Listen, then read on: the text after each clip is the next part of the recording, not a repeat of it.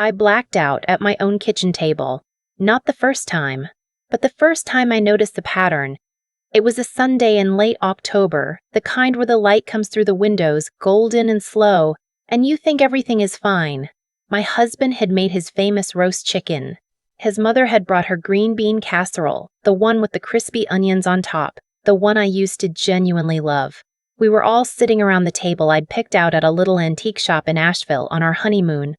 4 years ago, when I still thought I knew who I'd married, I remember lifting my wine glass. I remember his brother laughing at something on the other side of the table. I remember thinking the chicken smelled good. Then nothing. I woke up on the couch with a blanket over me and my mother-in-law standing in the doorway holding a dish towel, watching me with an expression I couldn't read. My husband was crouched beside me, hand on my forehead, saying something soft and careful. "You just got overwhelmed, sweetheart. You've been so tired lately." I believed him. That time. My name is Violet. I'm 31 years old. I was a kindergarten teacher for 6 years, which means I spent most of my adult life being patient and gentle and very good at pretending everything was fine when it wasn't.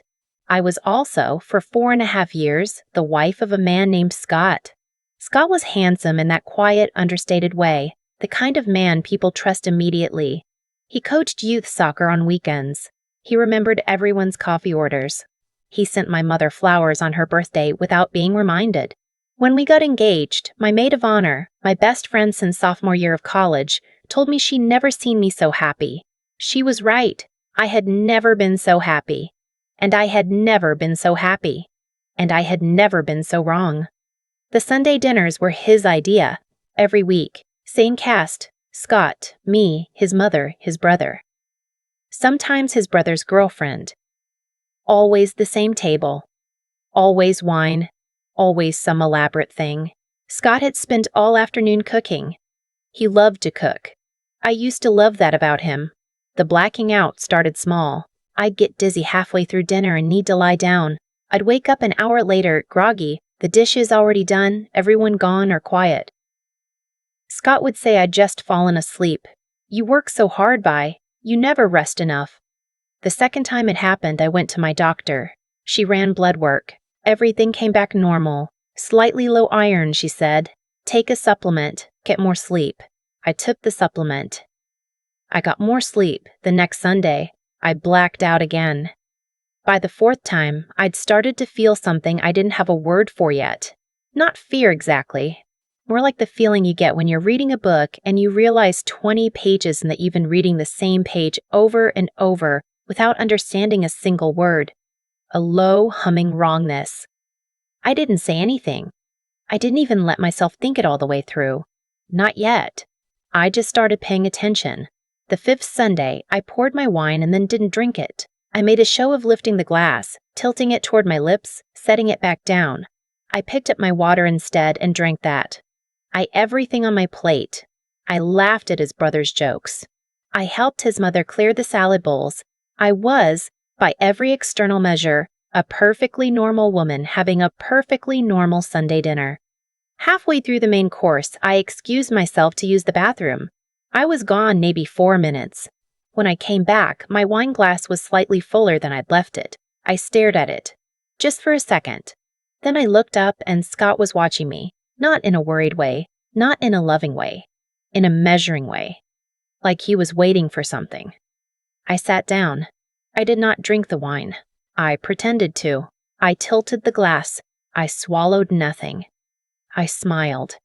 An hour later, everyone else at the table was completely fine. I was completely fine.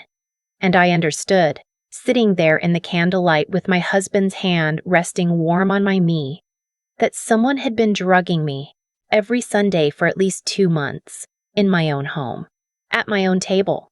I didn't scream, I didn't cry. I had 6 years of experience not letting 5-year-olds see me fall apart. I used every single one of those years that night. I didn't sleep.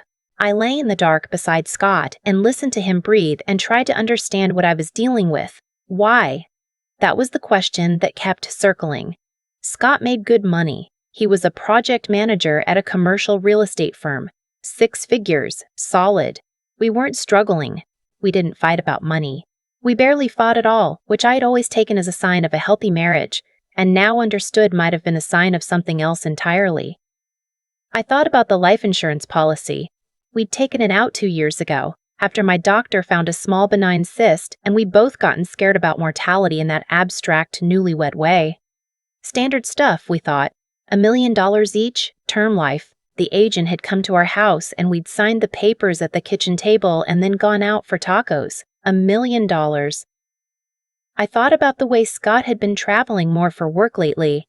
I thought about the time I'd found a receipt in his jacket pocket for a hotel downtown, a hotel 30 minutes from our house, and he'd said it was a client dinner that ran late, easier to stay over. I thought about how I hadn't questioned it. I had been so busy being a trusting wife that I had not been paying attention to the actual facts of my life. That night I made 2 decisions. I was not going to confront him. Not yet. And I was not going to be alone in this. Her name is my attorney now, but when I first called her, she was just a name a colleague had mentioned once at a school staff meeting. A family law attorney with a reputation for being absolutely ruthless in a good way. I called her Monday morning from the parking lot of a grocery store, sitting in my car with the engine running, speaking quietly into my phone like I was doing something wrong. She listened. She didn't interrupt. When I finished, she said, "Do you have a safe place to stay that he doesn't know about?" I said I didn't. She said, "Okay, here's what we're going to do." My attorney connected me with a private investigator she'd worked with before. His name was Darren, late 40s, former law enforcement, the kind of man who seemed deeply unsurprised by everything. I met him in the parking garage of a mall across town, sitting in his truck, and told him the whole story. He didn't say it sounded crazy. He just started taking notes. "First thing," he said, "is we need to know what's in the wine." The following Sunday, I poured my glass, watched Scott top it off when I left the room, and then, very carefully, with the small plastic vial Darren had given me, I transferred a sample of the wine into my coat pocket before anyone could see. I drove it to a lab facility the next morning.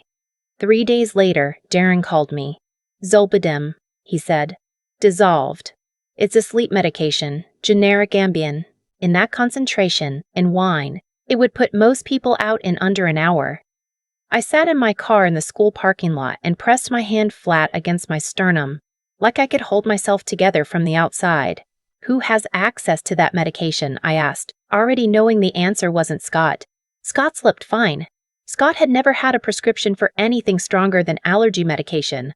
Darren said, "That's what we're going to find out." It took him 10 days. His brother, my brother-in-law, the one who laughed too loud and always brought the good beer and once helped me carry groceries up 3 flights of stairs when the elevator was broken. He had a prescription for Ambien, generalized anxiety disorder, had been on it for years, and according to the financial records Darren was legally able to access through the divorce proceedings my attorney had quietly initiated, there had been a series of wire transfers in the last 4 months. His brother's account to an account I didn't recognize. Regular. Specific amounts. Darren found the secondary account. It was in a name I didn't recognize, but the registered address was a P.O. box in a suburb 20 minutes from our house. He kept digging. The name on the account had a driver's license attached to it. The photo on that license was my husband's face. I read that text from Darren 3 times, sitting at my kitchen table, while Scott stood 10 feet away making coffee and humming something under his breath, and I understood for the first time in my life what it means to have the ground disappear beneath you without making a single sound. I did not go into the woods with my husband. I know that might sound obvious, but I want to be clear about it because it matters. I was scared, and scared people don't always make logical decisions. And I had about 48 hours where I genuinely considered trying to get him to confess on my own, in some dramatic confrontation, just so I could hear him say it. I wanted to hear him say it. My attorney talked me out of it in approximately 8 minutes. "You have the lab results. You have the financial records. You have a documented pattern going back 2 months, she said. "You do not need a confession. What you need is to not be alone with him." She was right. Of course she was right. I kept going to Sunday dinners. 2 more of them. I kept not drinking the wine. I kept being a perfectly normal wife, having a perfectly normal wife, having a perfectly normal week. And I kept feeding information to Darren and my attorney, who were working with the local police department on what, exactly, they had enough evidence to charge. The answer, it turned out, was quite a lot. They arrested Scott on a Tuesday. They came to the house while I was at school, deliberately, because my attorney had arranged it that way, so I wouldn't have to be there. I was reading a picture book about a caterpillar to 22 5-year-olds when it happened. His brother was arrested the same morning. The charges were criminal administration of a controlled substance, conspiracy, and attempted murder in the first degree. The conspiracy charges connected the wire transfers to the financial incentive. Scott had taken out a second policy 6 months ago, one I didn't know about, through a different broker, $2 million. He was the sole beneficiary. $3 million total, if I died. My mother came and stayed with me the night of the arrests. We sat on the couch where I used to wake up from those blackouts, and she made tea.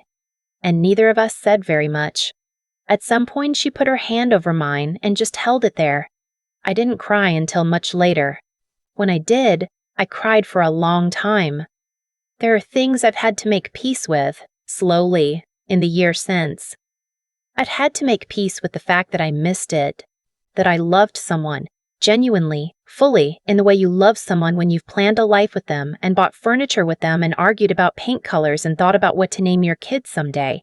And that person was capable of this, capable of sitting across from me at dinner every Sunday watching me lose consciousness and feeling nothing except maybe impatience that it wasn't working faster.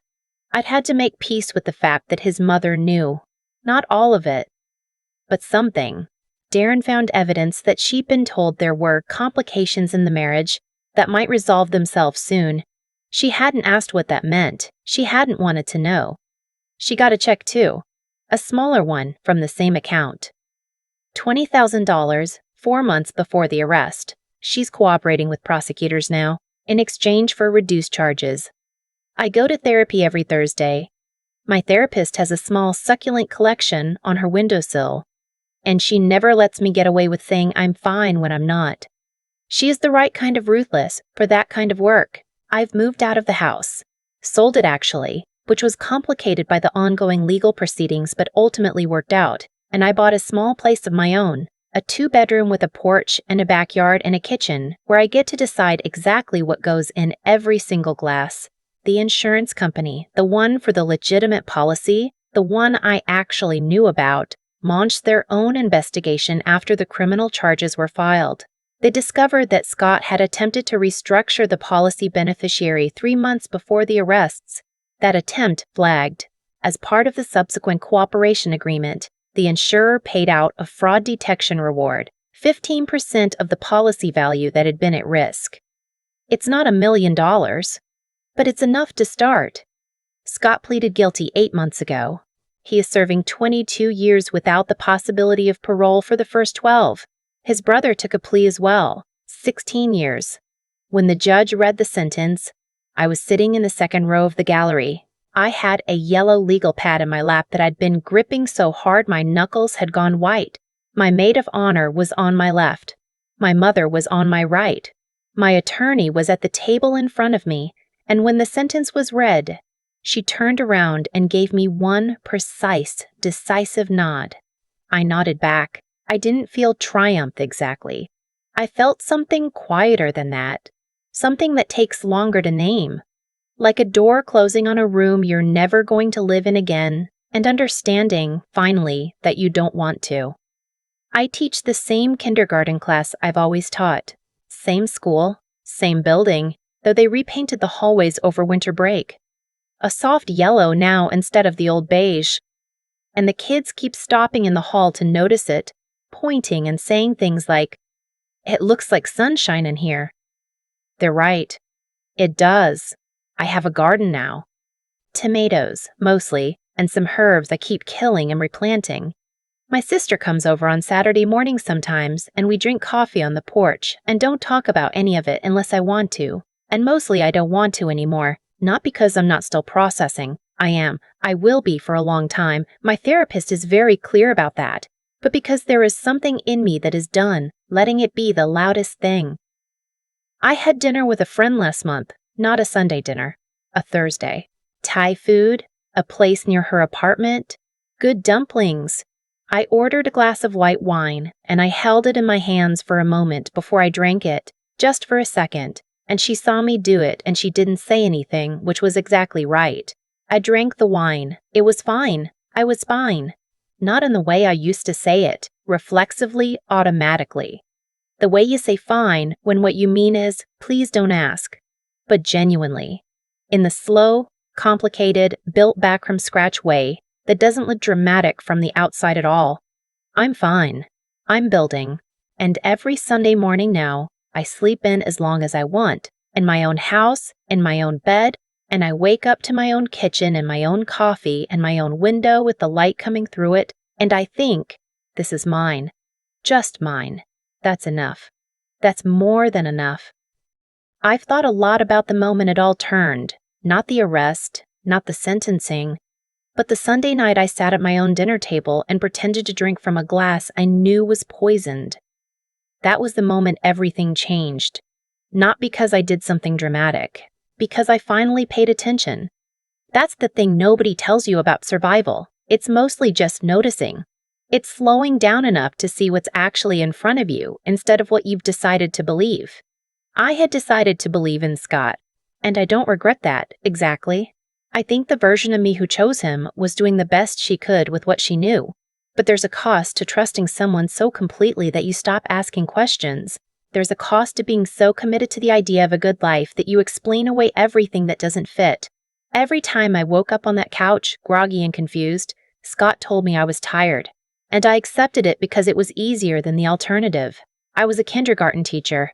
I was supposed to be patient, steady, endlessly accommodating. I had trained myself out of the instinct to push back. What I've learned, and this is the part that took the longest to understand, is that there's a version of kindness that becomes its own kind of harm. Being trusting is a virtue. Being so trusting that you override your own perception of reality is something else. The mind knows things before the conscious brain catches up. I felt the wrongness for months before I let myself name it. What saved me wasn't bravery, not in the cinematic sense. It was stubbornness. It was the night I decided to just pay attention and see what I found. It was making one phone call from a grocery store parking lot to a woman I'd never met. It was choosing, incrementally, to trust the part of myself that knew something was wrong. Even when every external signal told me I was imagining things. Scott made choices too. So did his brother. And what strikes me now, sitting with all of it, is that the trap they built was elaborate and patient and completely dependent on me, never asking a single hard question. The whole plan only worked if I kept being exactly who I had been, accommodating, exhausted, willing to blame myself before I blamed anyone else. I stopped being that person on a Sunday night in October, quietly, without announcement, with nothing but a glass of wine I didn't drink. There's something in that worth holding on to, not as a triumph, but as a fact. The moment I chose to observe instead of accept, the entire architecture of what they built began to fall apart. Not because I was exceptional, because they had built something that required my silence and I withdrew it. I think about the women who don't. The ones who never get to the parking lot phone call. The ones who keep waking up on couches and believing what they're told, because the alternative is too enormous to face. I think about them more than I want to admit. All I can say is this: your discomfort is information. The thing that feels wrong probably is. You don't have to blow your life apart to start paying attention. You just have to start. One question, one glass you don't drink, one phone call you make from a parking lot because you finally decide that your own life is worth the risk of being wrong. I was not wrong. And if you're sitting somewhere right now with that low, humming feeling that something in your life doesn't add up, you're probably not wrong either. Pay attention, ask the question, make the call. The rest has a way of following.